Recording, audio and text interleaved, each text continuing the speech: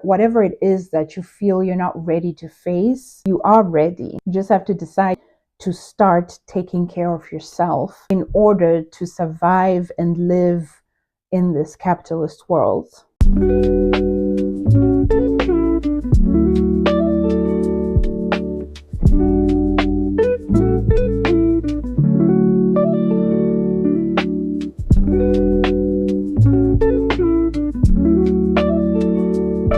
Hi everyone, I'm your communication bestie. Today we are going to talk about how to take care of yourself in a capitalist world. I just want to say welcome to the new subscribers. I'm so happy, humbled, and honored that you chose to be here on my channel and learn and grow together. There's a few things I'm going to talk about in this video. We're all tired with everything that's going on in the world and how we can navigate that discomfort. How to be free from your thoughts, because sometimes our thoughts can be an inhibitor to us growing. Last thing I'm going to touch on is how to nurture your inner child. The disclaimer is this: I have been practicing a couple of years, but that's not the only thing you can do. Everyone is different, and so what might work for me might not necessarily work for you. However, some of what I will share are universal truths that are going to immediately resonate, and you will find some relation to something that I might have experienced. What I do know is if you start from these basics that I will be talking about today, you are going to find yourself empowered to take care of yourself while we all try to survive this capitalist world. Let's get into it. The first thing that someone said, a decision is like a portal. One decision made with full conviction can change the trajectory of your entire life. Isn't that beautiful? The power within you is enough to alter your life. That in itself is empowering. Why would you want to let that go to waste? With that in mind, section 1, we are all tired. Between manosphere, man baby in the White House, domestic violence, intimate partner violence, police brutality, we are dealing with a lot, and we're all experiencing some kind of trauma. Historical trauma, institutional trauma, persistent trauma, and personal trauma. These are all the ways that we are finding ourselves completely exhausted and tired. The thing is, when you're experiencing all these types of traumas, your mind is going to be a cesspool of different things that you're going to be thinking about. And whatever it is that is in your mind, that becomes your world. When I have found myself struggling to the point where I'm incapacitated, I cannot do anything. I just want to be in bed all day because I do struggle with depression and anxiety. There are some things that just kind of combust on you because of everything that's going on. We don't need to look really far away to see just how our current world is like. And to top it off, we don't even know what you are dealing with in your inner world in here. And so my point is, we are all exhausted in one way or the other because of these consistent traumas that we are bombarded with. But I can assure you, whenever you do your best to not try and escape from the pain that you might be experiencing, and because the pain is absolutely real, I want to help you and give you some tools that I use to still be resilient while dealing with all these things. I'm going to share a video by Dr. Raquel Martin. She's a licensed therapist, podcast host, scientist, and she talks about how you can avoid discomfort. Roll the clip. You want to know what gets in the way of many people's progress in attaining their goals? I'm talking fitness goals, social goals, emotional goals, parenting goals, all of that. Well, I'm going to tell you. My name is Dr. Raquel Martin. I am a licensed clinical psychologist, professor, scientist, podcast host. And I will say, many people struggle with understanding the line between providing yourself with grace and making excuses. Now, grace, she is about recognizing our humanity and imperfections in that. It's about being kind to ourselves when we make mistakes and when we face challenges. Now, excuses, they often come from a place of avoidance or fear. They can prevent us from taking responsibility for our actions and can hold us back from reaching our full potential. When we make excuses, We might feel temporarily better, but it doesn't lead to growth.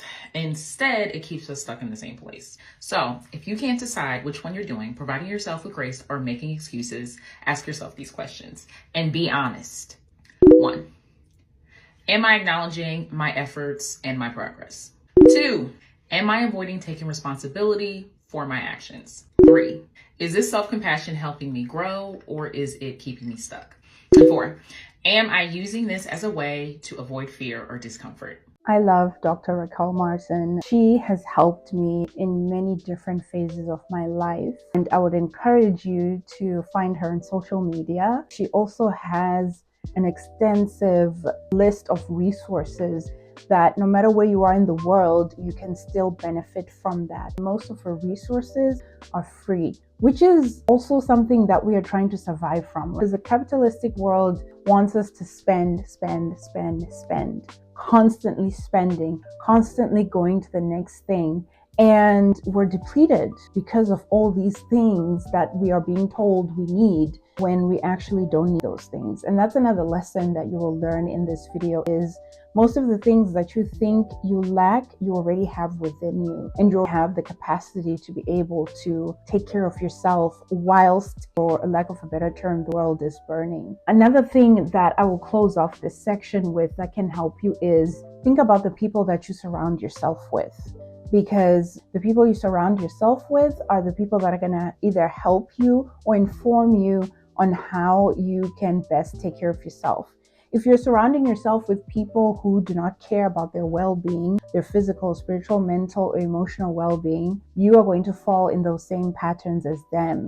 And you are not going to see a way out, because you're constantly just going to be following the people that you are around. The saying that you are a reflection of the 5 people that you surround yourself with. Take a moment to think about the 5 people in your life that you're consistently in communication with. Do they nurture you? Do they empower you? Do they help edify your thoughts? Do they help you become a better human being? In addition to you also consistently taking care of yourself. To help us understand how we can know which kinds of people we can surround ourselves with and which kinds of people we can take ourselves away from is this wonderful doctor. I love listening to older people. The wisdom that they bring online is very much needed. Speaking for myself, my maternal grandmother is not here on earth anymore, and I miss having that wisdom that I can tap into whenever I need. And so these people that are online that are choosing to share their little bits of wisdom and clarity consistently helps me in this capitalist world. So let's roll the clip. Learn to be done with people. Not bitter, not angry, not dramatic, no big speeches, just quietly done. There's a powerful mindset shift that happens when you realize that lots of people are not meant to stay in your life forever. Some people are lessons, some people are seasons, and some people are just reminders of what you will no longer tolerate in your life. And being done doesn't mean you hate them.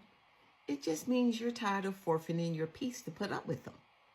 You've stopped explaining yourself to people who are committed to misunderstanding you. You've stopped overgiving, trying to make everything okay.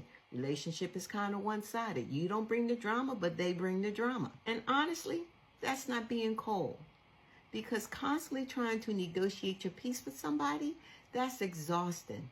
It's a sign of maturity when you let that type of relationship go. If a person is constantly making you angry, that's exhausting. But clarity gives you a decision to say, I'm done. Clarity is peaceful. You don't need closure from everyone. You just need the self-respect to say, this no longer aligns with my life.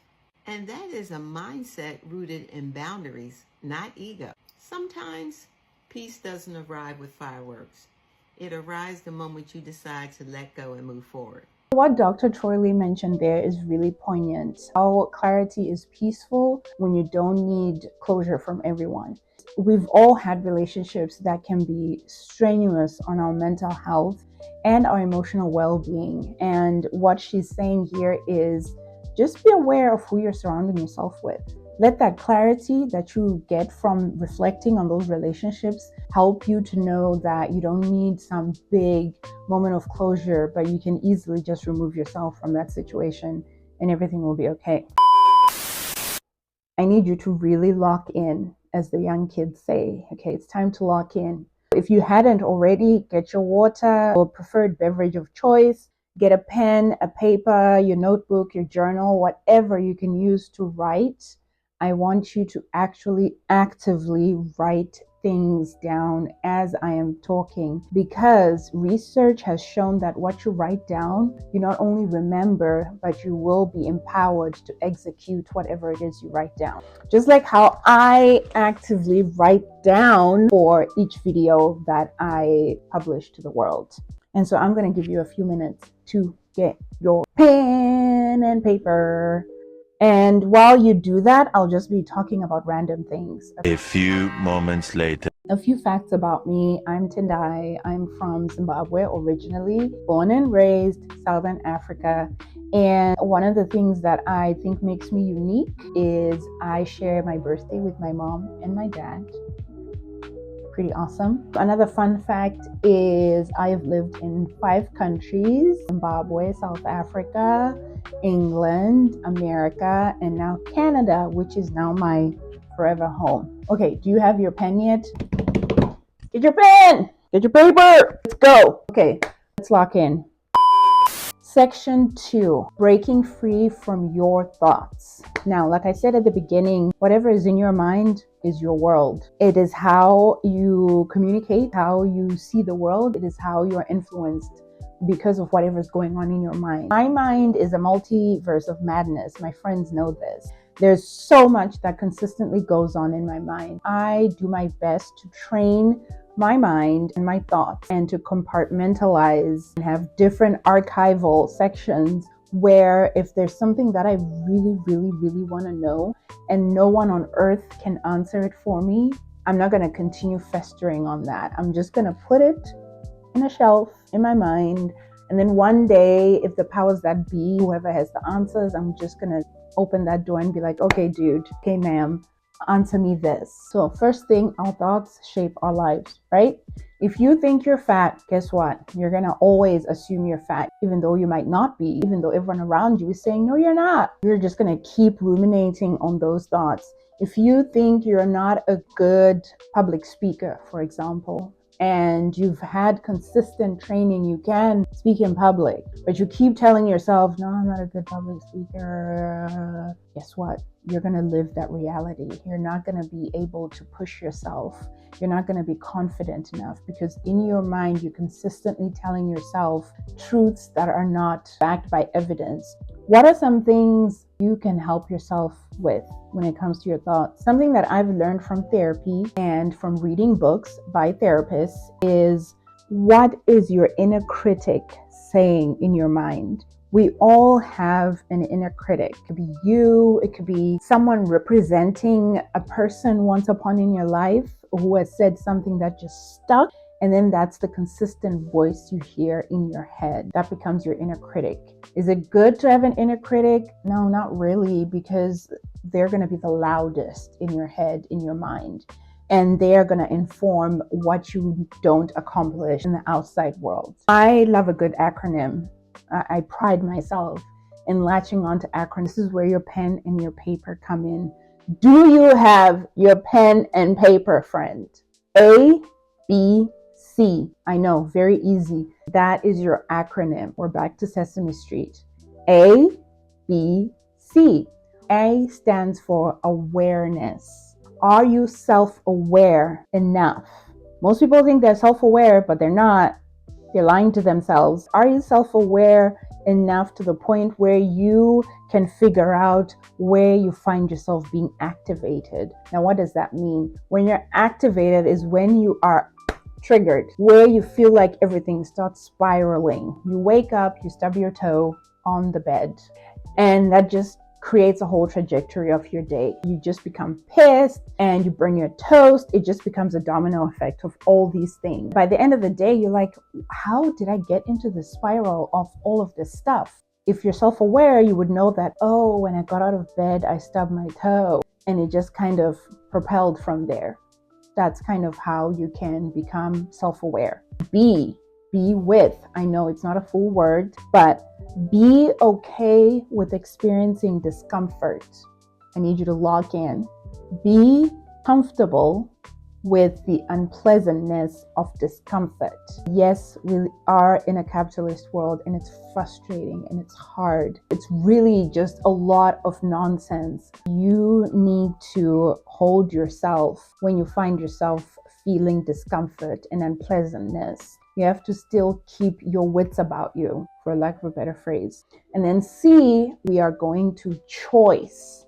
Most things that we go through are a consequence of a choice we made once upon a time. And most times we don't even realize that, oh, this is the consequence of that choice I made back then. The C here is you telling yourself you can make wise choices. You have full autonomy of yourself and your thoughts. Do not react to everything. Now, I am not the perfect person to share this, especially because I react to everything. Absolutely. And I'm working on that. However, I have learned how to make wise choices if and when I feel compelled to react. If something pisses me off and I'm just like spiraling, I'll give a good example. The actor David Oyelowo said something that was quite disrespectful to Black Americans. He's a Black Brit, as we all know, from Nigeria. He was on this podcast, 154. Anyway, he said these disparaging things. And as an African, I was triggered because one, it creates a bad name for all Africans when other stupid Africans say dumb things about Black Americans, right? I was upset. I was like, oh my gosh. But instead of reacting with anger, which was rightfully validated, I decided to use my skills as a culturally competent individual and a cultural communication strategist to share with everyone by way of video on how his disrespect shows a lack of cultural competence. That's how I dealt with it. I made a 1-minute video and I posted it online. So that's how I chose to react in that situation. I didn't go ballistic, but I sat with those uncomfortable thoughts. I was aware of what was happening and what was activating me, and I decided to react in a way that best serves me and my sanity, because I'm not just going to pop off on the internet just because. But if I am going to pop off, it's going to be classy and competent. Now, the second question you need to ask yourself is, what is the voice in my head saying about me? Because despite having an inner critic, we also have a voice, a specific voice that usually criticizes you.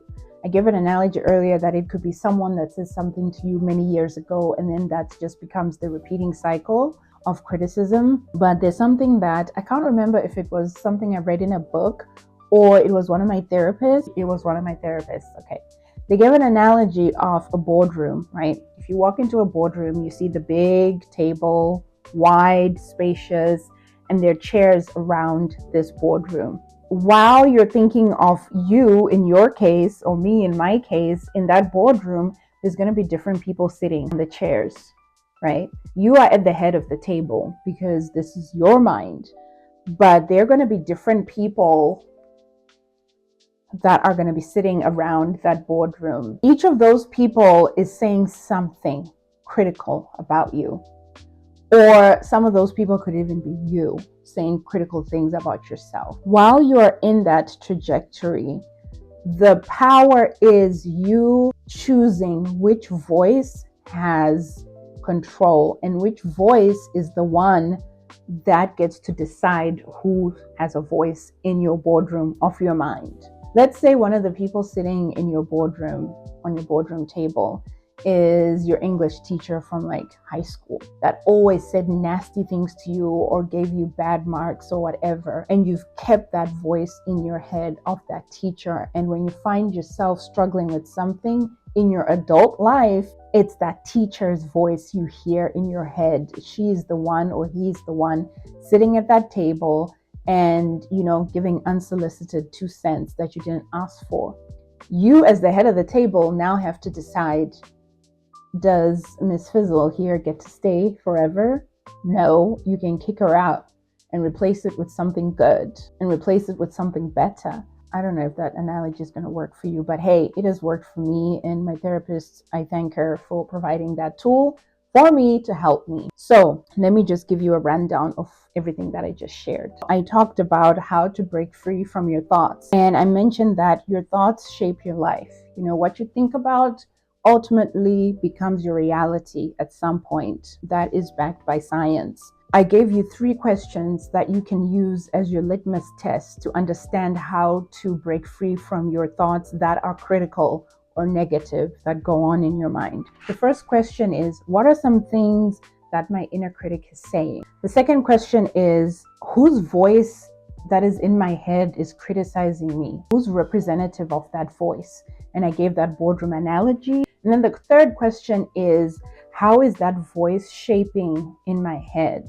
Am I giving that voice full control of the room, the boardroom, or they can say what they want, but I'm not going to let myself as the head of the table decide that that is the reality, because it's not. 1 out of 10 times it's not. That can help you. And I gave you an analogy that can help you day-to-day life as you go through this freaking capitalist world. Is A, awareness. Be self-aware enough to figure out when you find yourself being activated. B, be okay with discomfort and be okay with experiencing unpleasantness. And then C, because you're experiencing all these things, you get to decide to make the choice that is wise and to not react. If you do react, you're going to react in a way that is filled with tact and compassion for yourself without obliterating yourself in that reaction.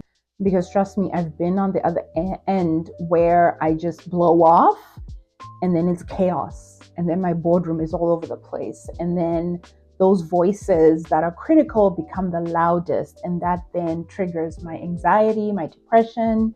It's a whole thing. Let's go to section 3, self-care and compassion. Okay, so we've talked about how we're all tired because Earth is ghetto. And we also talked about how we can break free from our thoughts. And now we're going to talk about self-compassion and self-care. I'm not an expert.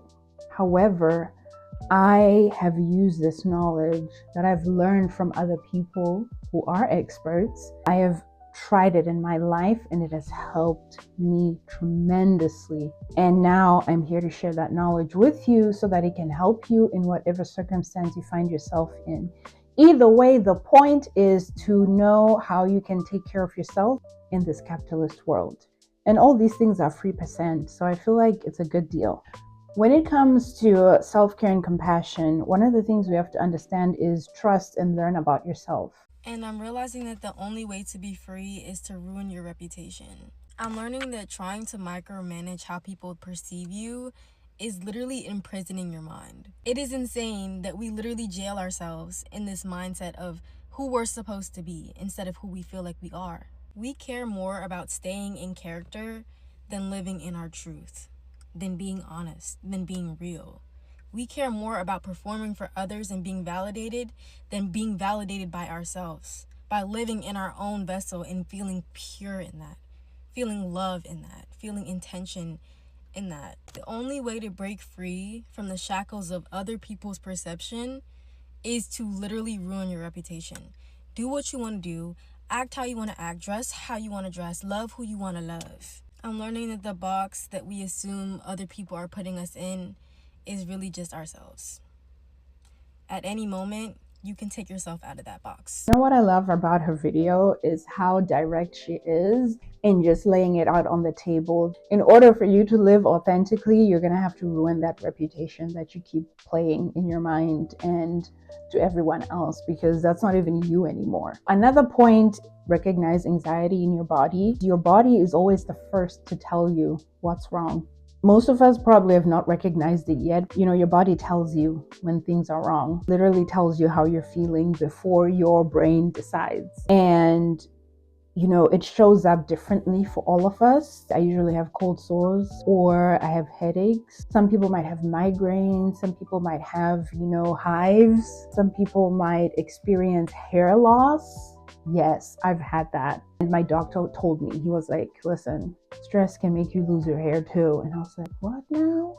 Every time you are experiencing something where you're not taking care of yourself, your body is usually the first to tell you. If you're not cognizant of how your body works, you might think it's something else or blame it on something that's not even there, and it's just because you've been overexerting yourself one way or the other. That's where self-care and compassion comes in. You know what you need at any given time to help you move forward and to help you take care of yourself. In this capitalist society, unfortunately, most of the things that we're told that helps us are always things we have to buy. Which is crazy.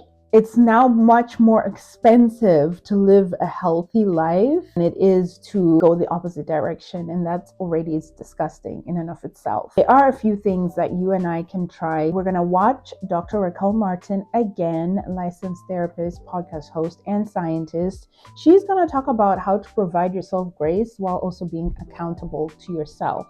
Roll the clip. I've just been protecting my peace, not responding to people, canceling plans, ignoring the drama. I don't owe anyone anything. Are you protecting your peace or are you avoiding discomfort? What's the difference? Protecting your peace is an intentional boundary. Avoidance is when you ghost responsibility, emotions, or hard conversations and call it peace. Okay, but not everything needs to be talked through. Sometimes I just don't have it in me. That's fair. But check the pattern. If you're avoiding every hard thing, peace might actually be temporary relief from tension, but not a real solution. So what, I'm just supposed to let people disrupt my peace? No, you're allowed to protect your space, but sometimes protecting your peace means having the hard conversation, clearing the air, setting the boundary, saying no out loud instead of just disappearing. So how do I know which one I'm doing? Ask yourself, am I taking space or running from tension? Will this choice create clarity or confusion? Does this protect my well-being or avoid vulnerability? Okay, so peace doesn't always mean quiet. Sometimes it means cleaning up the noise. Exactly. Peace isn't the absence of conflict. It's the presence of alignment. We have reached the end of the road. Section 4, nurture your inner child. This is the fun stuff. This has been backed by science and so many other wonderful people who are smarter than me, but not smart enough for me to not have known already for myself, that in order to truly be able to be empowered to take care of yourself, you got to go back to where it all began. Right at the beginning, when you were a child. What are the things that happened in your world then that might have now informed the type of person you are, or has accelerated the horrible things you experience, or that has allowed you to listen to those voices that told you whatever they did back when you were a kid. This is a sensitive part because all of us have had different childhoods, right? I talked at the beginning how we have historical trauma, institutional trauma, persistent trauma, and personal trauma. And this is where the personal trauma usually lies, where the things that you have gone through in your early years, unfortunately, you are still that little kid in an adult body that is still trying to figure out what's going on. But because you might not have unpacked that yet, you are now having, you're seeing now all of the consequences of all of the things that you probably didn't or couldn't deal with when you were young. I read The Body Keeps the Score, heavy book. Proceed with caution. That book is rough in a good way. It really forces you to confront some of the things that you go through as a person, as a child, and how most people who are far gone, unfortunately, it all started when they were kids. You recognize it with friends, romantic partnerships, in people from work, acquaintances, whoever you come across within life. If they have not healed their inner child, all of us are going to experience. Most times it's not even their fault. They just haven't unpacked that. And that's why therapy is important. And it is a luxury because it's expensive. If you can have it, it's something that can help you get back to that inner child.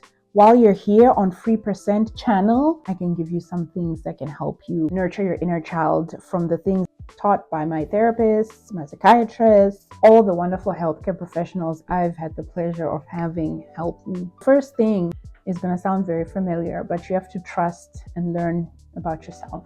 What do I mean by that? Most times, you know yourself more than everyone else. Yeah. You probably know enough, whether it's good or bad, you know, because it is your life and you know. What is it that you know? I don't know, because we all have different things that we know about ourselves. The point is, you know. And until you trust yourself and learn about yourself, you're going to throw all of that nonsense at everyone else. And they're going to be ducking and leaving you, choosing not to be in community with you because you have not addressed what you already know. Because you know. But Tendai, how do I know? Well, I have a video that I'm going to share from Candace Barnes, and she talks about how you never feel ready, because ready is usually not a feeling but a decision. You have to decide that, okay, I'm going to get to know myself. I'm going to go back to my childhood that might have been rough, tough, you name it. And I'm going to unpack what that little girl or little boy dealt with that has informed the little man or little woman. These are now unhealed people. That's why they're little. How now they're causing chaos with everyone else. Women usually use this with men where they're like, he acts like such a little boy. What the heck? Because that little boy probably went through a rough time, and that little boy grew up and never just went back to be like, hey, little man, I'm sorry that you went through all of this. I know better now because now I'm an adult. You don't have to carry this anymore. You need to trust and know yourself. But first, let's hear from Candace. Roll the clip. I heard someone say, you never feel ready because ready isn't a feeling, it's a decision. And that hit differently, my beloved, because most of us are standing at the very edge of everything we've ever wanted, waiting to feel brave enough, sure enough, calm enough. Sweetheart, ready doesn't arrive with a green light and still hands. It shows up with a racing heart, shaky voice, and a what if this goes wrong playing on repeat. And still, it asks you to move. We tell ourselves, I'll start when I'm ready. I'll leave when I'm ready. I'll speak up when I'm ready. But what if ready never feels the way you think it should? Sometimes ready is crying and doing it anyway. Sometimes ready is scared and moving anyway.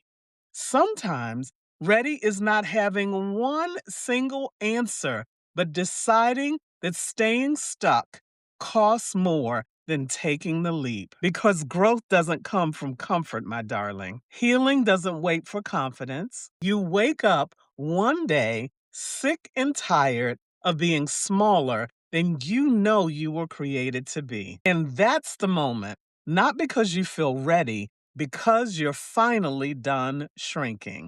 Now go on over to my page and grab one of the resources there to support you in staying ready rather than getting ready. I love you. I love what she shares in that video because it also can help you know when to begin. Whatever it is that you feel you're not ready to face, you are ready. You just have to decide to start taking care of yourself in the way that best suits you in order to survive and live in this capitalist world. So the next question you can ask yourself before we end this section is, when did you lose your voice? I don't mean vocally.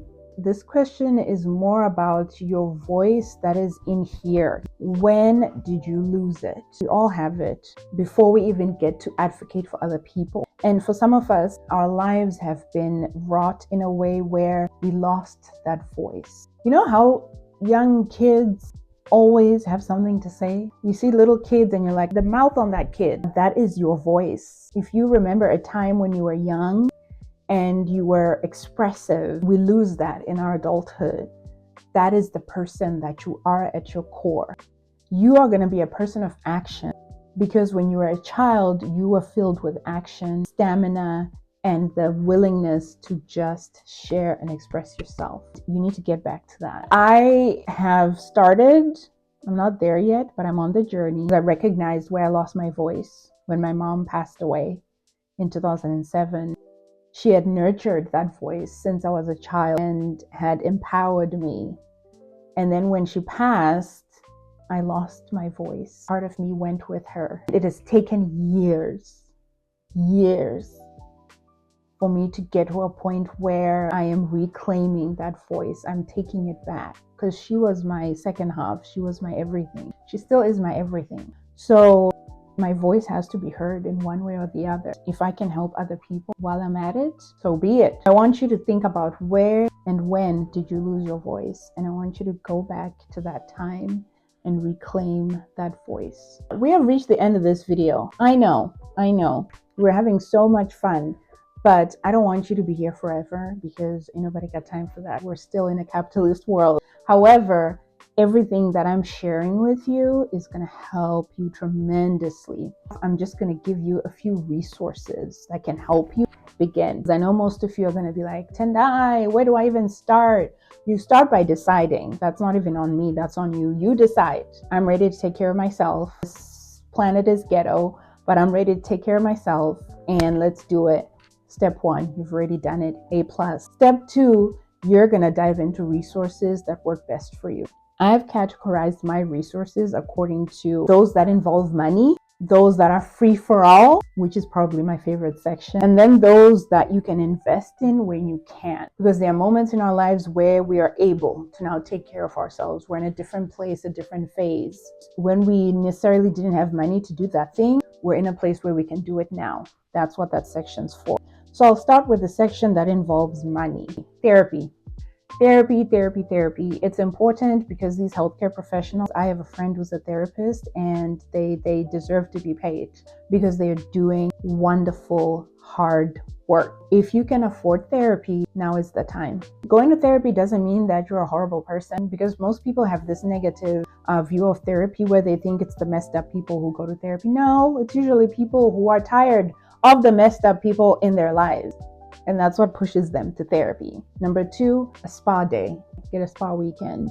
Have somebody take care of you for once. Another thing, you can do a staycation. What is a staycation? You decide to go somewhere within your city, somewhere that's not your house, where you can just detox, relax, and take care of yourself.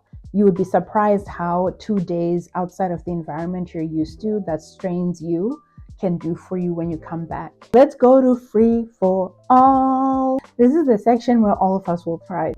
So you don't have an excuse. Just saying. Number 1, you can take a walk daily. Take a walk every day. It doesn't have to be an hour. It can be a 10-minute walk, 20-minute walk. Just go outside and walk. It will help. Second thing, journal. Free for all. Don't be too hard on yourself on journaling, but just have a space dedicated to you jotting down your thoughts.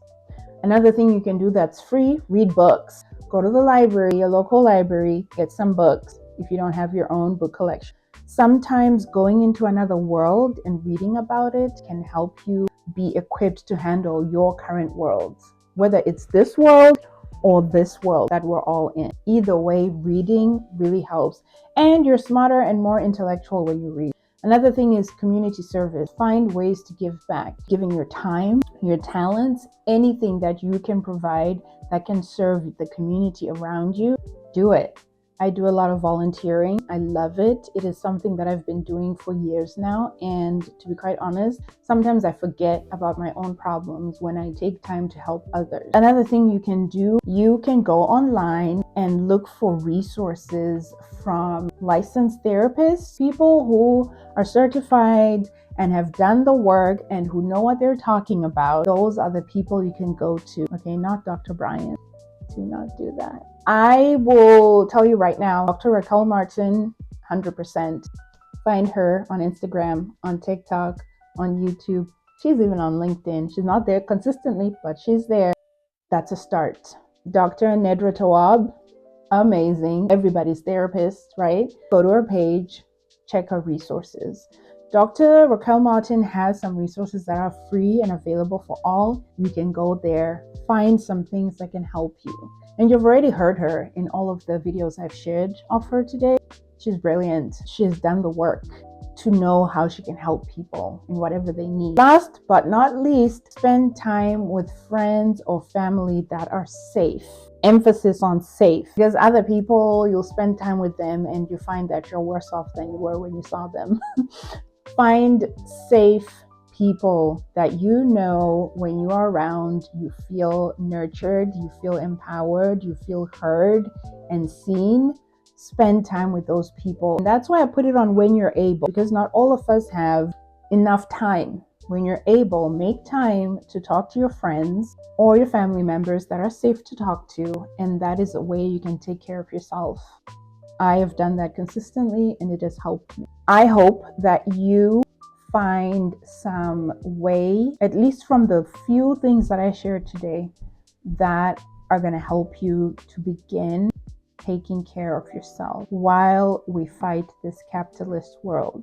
I obviously didn't share everything in this video, and you probably thought of other things that I didn't share. It is about helping each other, because unfortunately this world has kind of turned us into one man for himself, and that is not how we are meant to thrive as humans, and we thrive within community. Me doing this video is me trying to help my community. I truly hope that whatever I shared has resonated with you. You felt like you were seen and heard, and you are now gonna decide to take care of yourself today. The nice thing about this is you can do this at your own pace, because this world has forced us to just be on the hamster wheel continuously with no way to stop. And you have to decide when you choose to stop. It is up to you. Just know that you're not alone. We are all facing this. Let's create our own worlds in our minds. I hope you have a wonderful week, and I'll see you in the next one.